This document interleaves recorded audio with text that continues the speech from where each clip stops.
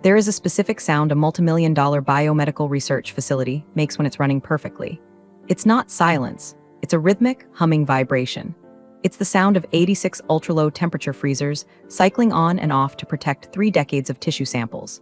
It's the synchronized whir of centrifuges spinning at 15,000 RPMs and the soft, pneumatic hiss of the AC systems maintaining a positive pressure environment so that the pathogens inside the Biosafety Level 3 lab don't drift out into the hallway to meet the undergrads. For 12 years, I was the conductor of this symphony. I was the named Principal Investigator, PI, on the T32 Institutional Training Grant and the massive U54 Center Grant that served as the financial spine of this university's medical research department. In layman's terms, I brought in the money, I managed the science, and I ensured the federal government didn't shut us down. I'm Marisol. I don't shout, I don't slam doors, and I don't leave paper trails of incompetence. I'm a scientist. I deal in data, reproducible results, and hard facts. But the hardest fact I ever had to learn was that you can generate $150 million in revenue for an institution and still be treated like a recalcitrant teenager by a man whose only contribution to science was inheriting a jawline that looked good in alumni brochures. Dean Hargrave was that man. He was the kind of administrator who thought synergy was a strategy and that compliance was just a suggestion. I was sitting in my office, space cluttered with stacks of NIH grant applications and photos of the PhD students I'd shepherded into successful careers when the trouble started. It was a Tuesday. I remember because Tuesday was the day I ate a turkey sandwich at my desk while reviewing the budget variances for the animal colony. Marisol, Hargrave said, leaning against my doorframe. He never knocked. Knocking implies respect for the space on the other side. I noticed something on your shared calendar. Blocked out time, every day, noon to 1. I looked up from the spreadsheet. Yes, Dean, that's my lunch hour. It says Policy 601. That looks like a course code. It is, I said, taking off my reading glasses. I'm auditing a graduate course on federal science policy. It helps with the grant renewals to understand the changing legislative landscape regarding funding allocation. By the way, if you're into stories where competent women get pushed to the edge by corporate idiots and then burn the whole village down, do me a favor and hit subscribe button and maybe give this a like. It helps the algorithm find the other people who need a little vicarious revenge today.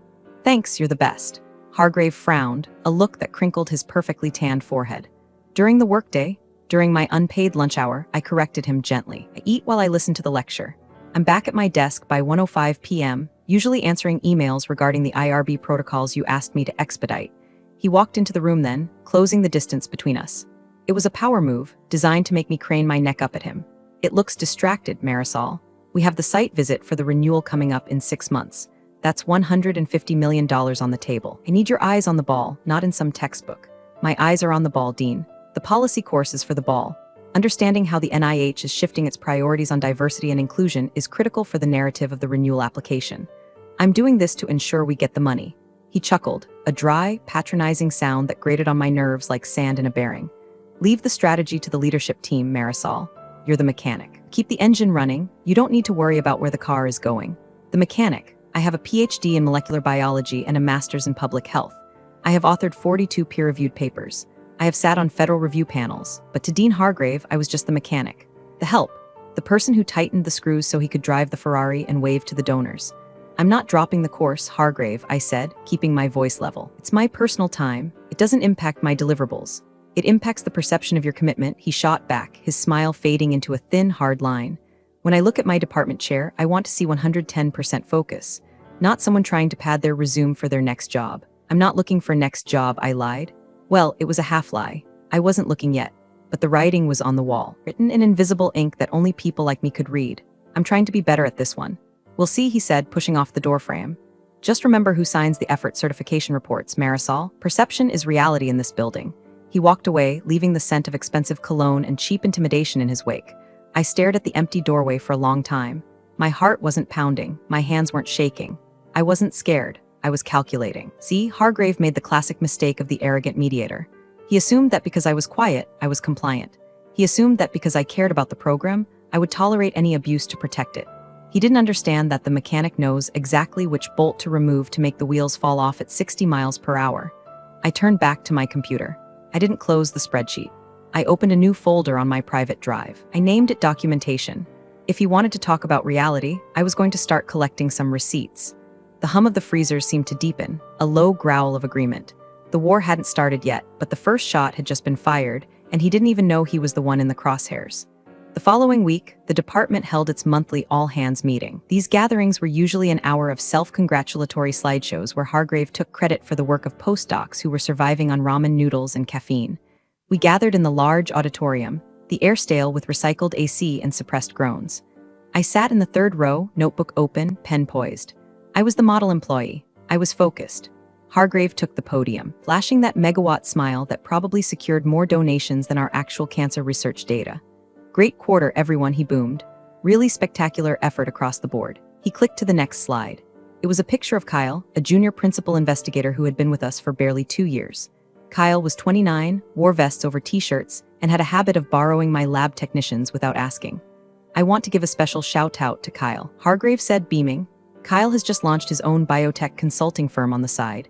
It's this kind of entrepreneurial spirit that puts our university on the map, showing the industry that we have the brains and the business savvy.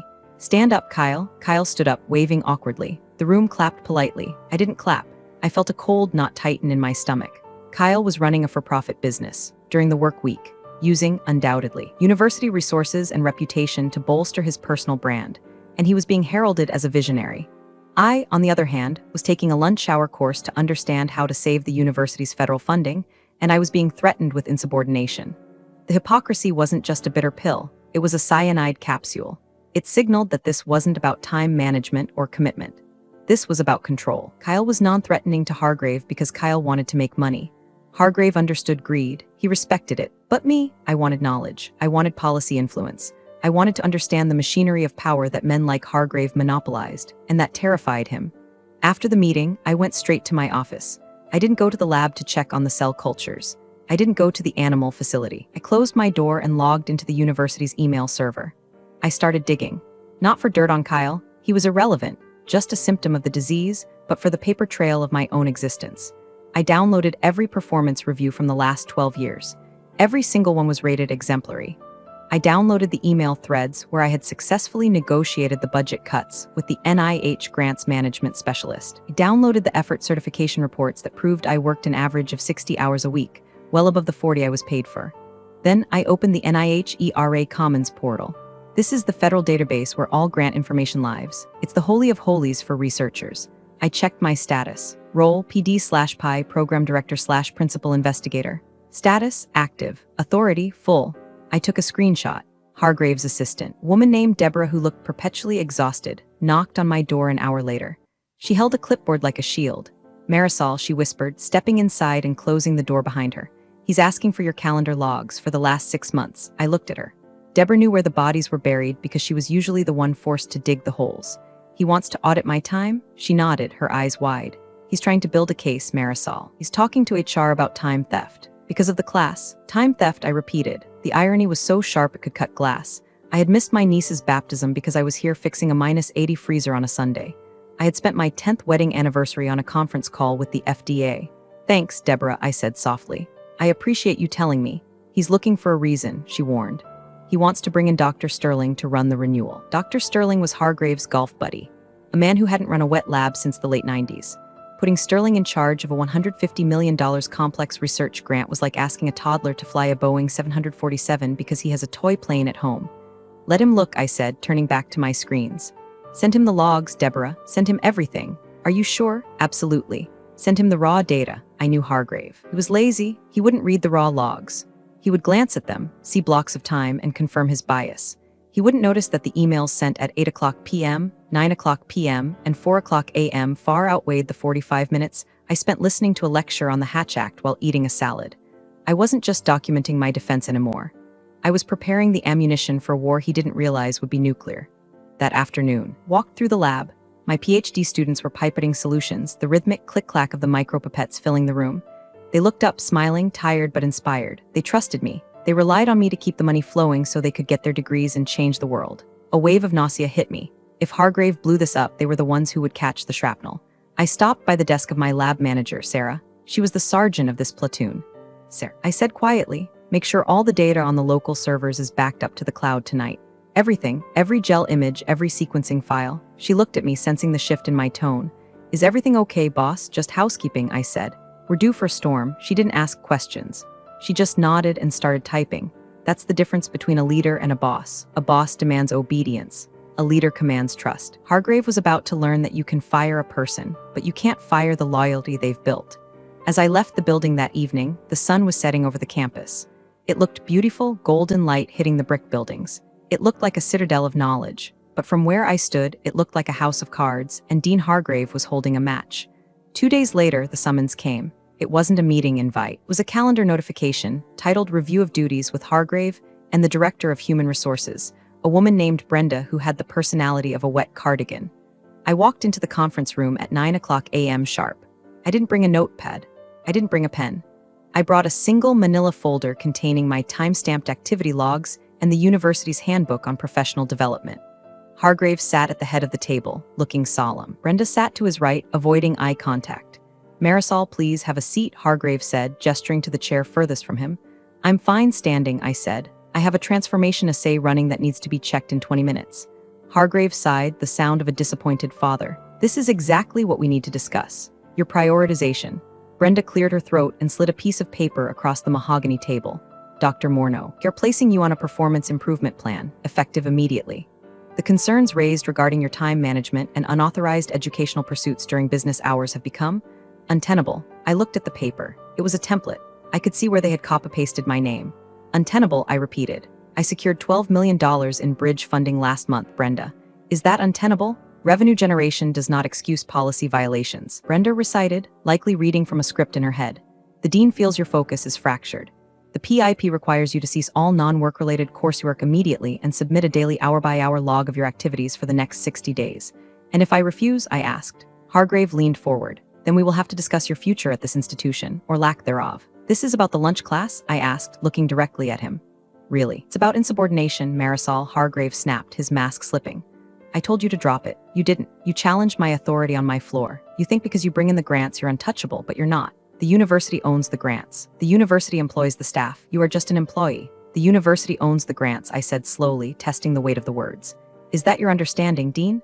That the NIH awards money to the building, not the scientist? The award is to the institution," he said smugly. "You are replaceable." There it was, the fatal error. He truly believed that the science happened by magic and that the millions of dollars flowing in were due to the prestigious letterhead, not the brain managing the complex web of federal regulations, animal welfare protocols, and scientific aims. "I see," I said. "So to clarify, drop the class or be fired. We prefer the term separated." Brenda added helpfully. "I'll need to think about it," I said. "You have 24 hours to sign the PIP," Hargrave said. "Make the right choice, Marisol. Don't throw away a career over a hobby." I walked out. I didn't go to the lab, I went to the server room. Technically, I wasn't supposed to be in there without IT, but I had the master key because the temperature sensors for my samples were routed through there.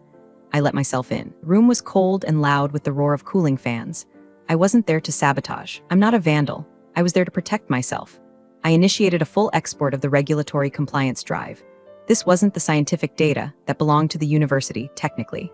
This was the record of my work as the PI, the Institutional Review Board approvals, the Institutional Animal Care and Use Committee IACUC protocols, biosafety level certifications. These documents were legal affidavits signed by me, attesting that I was overseeing the safety and ethics of the research. If I wasn't the PI, I couldn't be responsible for them. And if I wasn't responsible for them, they were invalid. I copied everything to an encrypted external drive. As the progress bar crawled across the screen, my phone buzzed. It was a text from Sarah, my lab manager. "Hargrave just toured the lab with Dr. Sterling. Sterling asked if we could consolidate the mouse colonies to save space. He wants to put the immunocompromised mice in the general population room." I stared at the screen. Putting immunocompromised mice in a general room would kill them within days. It would ruin 3 years of genetic breeding. It was scientifically illiterate. "What did you tell him?" I texted back. I told him that would kill the models. He told me that he's the incoming strategic director and I should worry about cleaning cages. My hands shook, not from fear, from rage. They weren't just coming for me, they were coming for the work. They were going to dismantle a decade of progress because Sterling wanted to save space for his ego and Hargrave wanted to prove a point. The download finished. I pulled the drive. I knew what I had to do. Signing the PIP was an admission of guilt. It was a collar around my neck. If I stayed, I would be micromanaged into insanity, and eventually fired anyway once they felt they had transferred enough of my knowledge to Sterling. I wasn't going to give them the time. I walked back to my office. I looked at the photos of my team. I looked at the whiteboard covered in molecular pathways. I was going to lose this battle. I knew that. But I was going to make sure that winning it cost Hargrave everything he valued. I sat down and typed a single email. Not to Hargrave, to the registrar's office. Please confirm my enrollment in Policy 601 for the remainder of the semester. I will not be withdrawing. Then I waited. The next morning, my badge didn't work on the parking garage reader. It flashed red. Access denied. I wasn't surprised. I reversed my car, parked in the visitor lot, paid the $25 daily rate, and walked to the building. Security guard at the front desk, a man named Earl who I'd baked cookies for every Christmas for 10 years, couldn't look me in the eye. They told me to send you straight to admin, Dr. Morneau, he mumbled, looking at his shoes. Sorry. It's okay, Earl, I said. You're doing your job. I took the elevator up to the dean's suite. The hallway felt longer than usual. The silence was heavy. Hargrave and Brenda were waiting. The door was already open. There was a cardboard box on the table. You didn't sign the PIP, Hargrave said. He sounded almost gleeful. No, I said. I didn't. Then you've left us no choice, he said, smoothing his tie. Effective immediately, your employment with the university is terminated for insubordination and failure to adhere to university policy regarding time allocation. Terminated, I said. The word hung in the air. It will allow you 15 minutes to collect personal effects from your office, Brenda said, reciting her lines. Security will escort you. You are not to access any computers. You are not to speak to staff. And the grant? I asked. The renewal meeting is in 4 months. We have it handled. Hargrave waved a hand dismissively.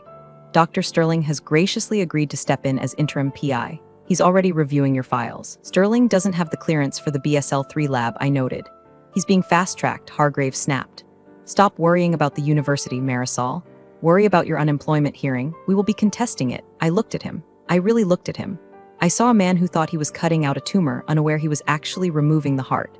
Can I have that in writing? I asked. The termination notice, specifically stating the reason is insubordination regarding the course. It's all in the packet, Brenda said, pushing a thick envelope toward me. I picked it up. It felt heavy. Goodbye, Dean. Goodbye, Marisol. I hope you learn some humility in your next role. I walked out. The security guard, a stranger this time, walked me to my office. I didn't pack much. My framed degree, a photo of my late husband, a cactus. I left the awards. I left the binders. I left the notes. As I walked through the lab for the last time, the room went silent. My students froze. Sarah stood up, tears in her eyes. I couldn't speak to them. The guard was watching. I just nodded, a sharp, single nod that meant keep going. Don't stop. They escorted me to the curb. I put the box in my passenger seat. I didn't go home to cry. I went to a coffee shop with secure Wi-Fi 2 towns over. I ordered a black tea. I opened my laptop. My personal one. I logged into ERA Commons, the federal portal. I navigated to the T32 and U54 grants. The dashboard glowed with the status, awarded. I clicked on the Change of Status tab. The NIH has very strict rules. A grant is awarded to an institution, yes, but it is awarded contingent on the specific competence of the named principal investigator. If that PI leaves, dies, or is removed, the institution must notify the NIH immediately. But Hargrave hadn't notified them. He probably planned to do it later or have Sterling just slide in quietly. I wasn't going to wait for him. I filled out the form. Reason for change, termination of employment. Effective date today. New PI, none. There is a checkbox at the bottom that says, I certify that I am no longer responsible for the oversight, fiscal management, and scientific integrity of this award. I clicked it. Then I went to the regulatory agencies. The IACUC portal, the IRB portal. I formally withdrew as the responsible official. In the eyes of the federal government, as of 10:42 a.m., the research program at my university was a ship without a captain. Legally, not a single mouse could be touched, not a single patient enrolled in a trial, not a single dollar drawn down from the account until a new PI was vetted and approved by the NIH. And the NIH vetting process takes months. Hargrave thought he had fired an employee. He didn't realize he had just triggered an automatic suspension of operations. I hit submit. The screen flashed green, update successful. I closed my laptop. I took a sip of my tea. It was still hot. Humility, I whispered to myself. We'll see who learns what. The first week of unemployment was strange. For 12 years, my adrenaline spiked at 6:00 a.m. Now I woke up, looked at the ceiling, and realized I had nowhere to be. I started gardening. I pruned my hydrangeas with the same precision I used to dissect tissue samples. My phone started ringing on day 3. It wasn't Hargrave. It was the compliance office. Dr. Morneau, this is Linda from Research Compliance. Just got an automated flag from the Animal Welfare Office. It says the protocols are suspended because the RO is inactive. Can you call me back? We can't feed the models until this is cleared. I didn't answer. I wasn't the RO responsible official anymore. That was Hargrave's problem. If he hadn't appointed a replacement before firing me, that was a violation of federal law. Day 4. An email to my personal account from the Grants Management Office. Marisol, the drawdown request for the payroll was rejected by the payment management system. It says key personnel void. We can't pay the postdocs. Please advise. I deleted the email. I wasn't an employee. I couldn't advise. Consulting requires a contract and I didn't have one. Day 6. A text from Sarah. It's chaos. Sterling tried to order reagents, but his signature isn't in the system. The vendors put our account on hold. Hargrave is screaming at it. He thinks it's a computer glitch. I smiled at that. A glitch. That's what they always think. They think the system works automatically. They don't see the thousands of hours of maintenance. They don't see the person holding the wires together during the storm. They remove the person and blame the wires. I poured myself a glass of wine and sat on my porch. I could imagine the scene. The glitch wasn't in the computer. The glitch was in the leadership. By the second week, the silence from the administration turned into panic. I received a certified letter via FedEx. It was from the university's general counsel. Dear Dr. Morneau, it has come to our attention that you have altered federal records regarding Grant U-54. You are hereby ordered to restore access and assist in the transition. I laughed out loud. Altered? I hadn't altered anything.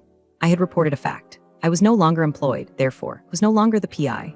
I didn't reply to the letter. Instead, I forwarded it to my attorney, a shark of a woman named Jessica who specialized in academic labor law. She called me 10 minutes later. They're threatening you for complying with the law, she asked, sounding delighted. It appears so.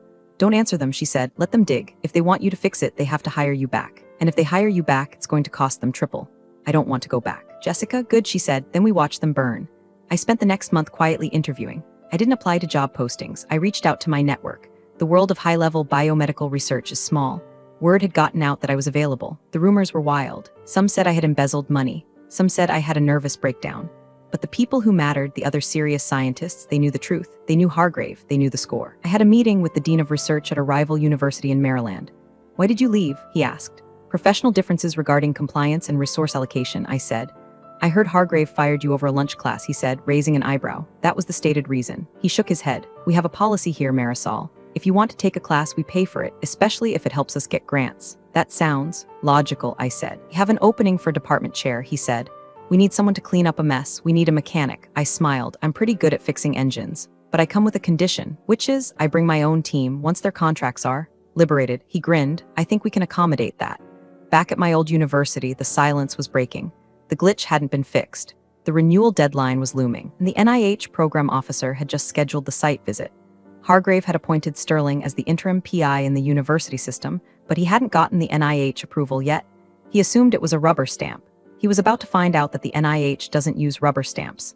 They use microscopes, 2 months post-termination. The university was bleeding, but they were trying to hide the wound with Band-Aids. Sarah kept me updated through encrypted messaging apps. Sterling told us to just keep working despite the protocol suspension, she texted. He said he'd backdate the paperwork once the NIH approves him. I stared at the phone. Backdating federal compliance paperwork is a felony. It's fraud. Sterling wasn't just incompetent, he was dangerous. Don't do it, Sarah, I replied. Document that instruction. Do not sign anything. I'm not. The postdocs are scared. They need the data for their papers. The tragedy of academia is that the most vulnerable people are the ones who get crushed by the egos at the top. Meanwhile, the university was preparing for the $150 million grant renewal site visit. This is a theatrical event. The NIH flies in a team of experts, peer reviewers, program officers, budget analysts. They tour the labs, they interview the staff, they look at the books. Hargrave was in full PR mode. He was boasting to the faculty senate that the transition was seamless. He claimed that under Sterling's leadership, the department was streamlining operations. Streamlining meant that 3 of my specialized technicians had quit because Sterling yelled at them for using too many gloves. Then came the issue of the rats. We had a colony of transgenic rats. Extremely expensive, genetically modified animals that modeled human hypertension. It required a specific diet and a specific humidity level. I used to check the humidity logs every morning. Sterling didn't know how to access the building automation system. One Tuesday, the AC system in the animal facility drifted. The humidity dropped to 10%.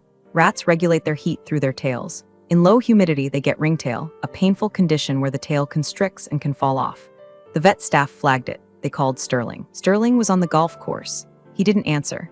By the time he came in the next day, the vet had reported the incident to OLA, Office of Laboratory Animal Welfare. This is a mandatory reportable event. It goes on the permanent record. When you are applying for $150 million grant, having an active animal welfare investigation is like showing up to a job interview with blood on your shirt. Hargrave tried to spin it. He blamed the facility's staff, blamed the aging infrastructure. He didn't mention that I had a pending work order to upgrade the humidity sensors that he had canceled to save money. I sat in my new living room, reviewing the offer letter from the Maryland University. It was generous, tenure, a startup package for my lab, full autonomy, but I couldn't sign it yet. I needed to see this through.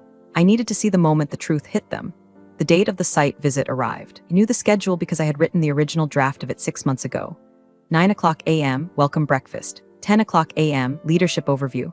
11 o'clock a.m., compliance review. The compliance review, that was the kill zone. I wasn't there, obviously, but I knew who was leading the NIH team.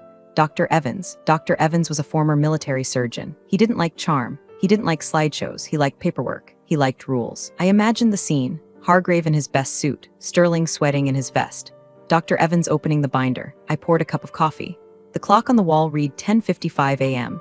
Showtime, I whispered. I wasn't in the room, but I can tell you exactly what happened.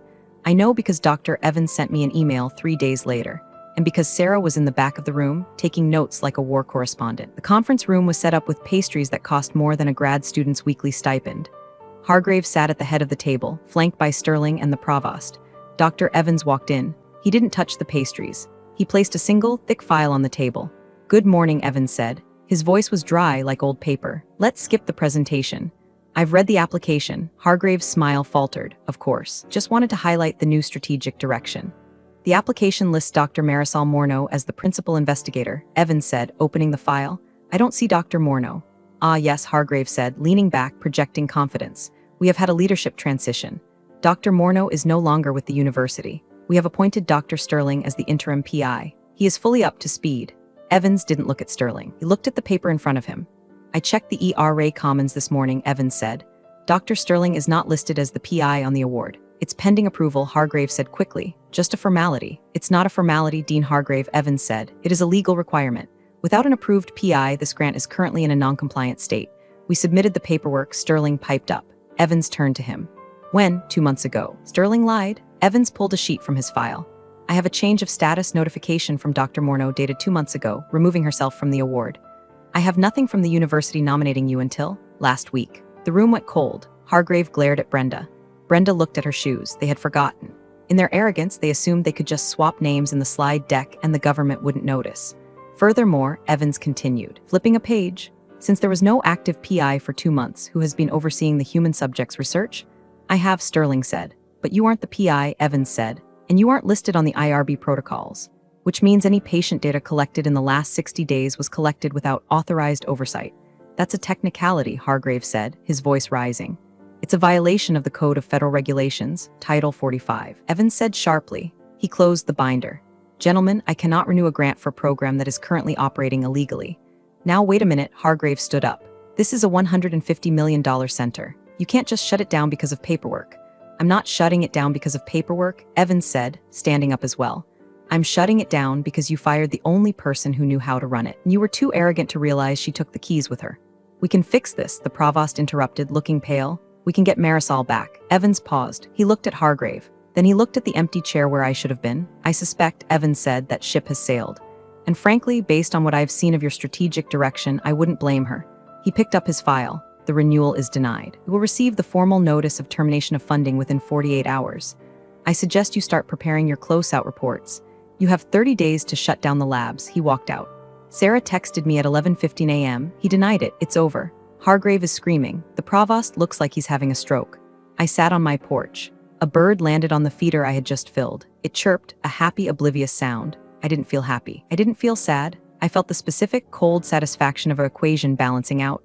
Force equals mass times acceleration. Stupidity equals arrogance times consequence. The collapse was fast. It wasn't a slow decline, it was a cliff drop. The notice of award, termination arrived via email the next day. It was CC'd to the university president. $150 million. Gone. Overhead costs, the money the university keeps for lights and administration, gone. Salary support for 45 faculty members, gone. The provost suspended Hargrave pending an internal investigation. It was a nice gesture, but it was like putting a band-aid on a decapitation. The real tragedy wasn't in the administrative offices. It was in the labs. Because the funding was pulled immediately, the animal colonies had to be reduced. That's the polite euphemism. I drove to the campus that Friday. I couldn't go inside, but I met Sarah in the parking lot. She was crying. "They made us euthanize the hypertension line," she sobbed. 6 years of breeding, gone in an hour. Sterling didn't even watch. He sent the vet text to do it. I held her. I felt a deep, burning sorrow for the waste of it all. Not for the money, for the knowledge, for the potential cures that were now just ash in an incinerator because a man in a suit felt threatened by a woman with a plan. "I'm sorry, Sarah," I said. "I'm so sorry. It's not your fault," she said, wiping her face. "You protected us as long as you could. Pack your things," I told her. "And tell the postdocs to pack theirs. Don't sign any severance agreements." Why? Because you're not staying unemployed, I said. I signed the offer with Maryland this morning. I'm the new chair of the Department of Molecular Medicine, and I have 5 open lines for technical staff and budget for 3 postdocs. Her eyes widened. You're taking us? I'm taking the talent, I said. Hargrave can keep the furniture. The fallout continued for weeks. The local news picked up the story. Major research grant lost due to compliance failures. They didn't mention the lunch class. They mentioned administrative mismanagement. Hargrave tried to spin it one last time. He gave an interview saying that regulatory burdens were stifling innovation. Dr. Evans, bless his heart, gave a quote to the Washington Post. The NIH supports innovation. We do not support negligence. The failure at this university was a failure of leadership, plain and simple. Hargrave was quietly asked to resign. He retired to spend time with his family. I'm sure his family was thrilled. Sterling was demoted back to assistant professor. His consulting firm was investigated for conflict of interest. Turns out he was using university data to pitch to investors. He was fired 6 months later, but the damage was done. The center was hollowed out. The hallways where we had made discoveries were dark. The freezers were unplugged, their doors left open to prevent mold. The hum was gone. It was a graveyard. I sat in my new office in Maryland. It was bigger. The window looked out over a grove of trees. My phone rang. It was the provost from my old university. Marisol, he said. His voice was tired. We made a mistake. Yes, I said. You did. We'd like to discuss bringing you back. We can offer you the chair position. We can try to reapply for the grant. The grant is gone, George, I said. It went to a consortium in Boston. You can't reapply for dead cycle. We can rebuild, he pleaded. We need you. You had me. Said I was there. I was doing the work. I was taking a class to do the work better. And you fired me for it. That was Hargrave. He's gone. Hargrave was the symptom, George. The culture that let him do it is the disease. You watched him. You sat in the meetings. You let him erase me. Marisol, please, I have work to do, I said. My team is waiting. Goodbye, George. I hung up 6 months later. My new lab is up and running. The hum is back. The freezers are cycling. Centrifuges are spinning. Sarah is the lab manager here. She got a 20% raise. The postdocs are happier. The culture here is different. They respect the work. I still take my lunch hour. I finished Policy 601. I got an A. I'm now enrolled in a course on executive leadership in science. My new dean saw it on my calendar. He didn't call HR. He sent me a book recommendation. I heard from a friend back at the old place. The building is half empty. They're renting out the lab space to a cosmetic testing company to make ends meet. The Center for Excellence is now testing anti-aging cream on beagles. It's tragic, but it's not my tragedy. Sometimes I think about Hargrave. I wonder if he understands what happened. I wonder if he realizes that he didn't lose $150 million because of a rule. Lost it because he couldn't stand the idea of a woman knowing more than him about how his own car worked. He thought I was insubordinate. I wasn't insubordinate. I was indispensable, and he was too stupid to know the difference. There's a saying in mechanics, if it ain't broke, don't fix it. But there's a corollary that people forget. If you break it on purpose, don't expect the person you fired to come back and glue it together. I walked out of my office and down the hall. The students waved. The data was flowing.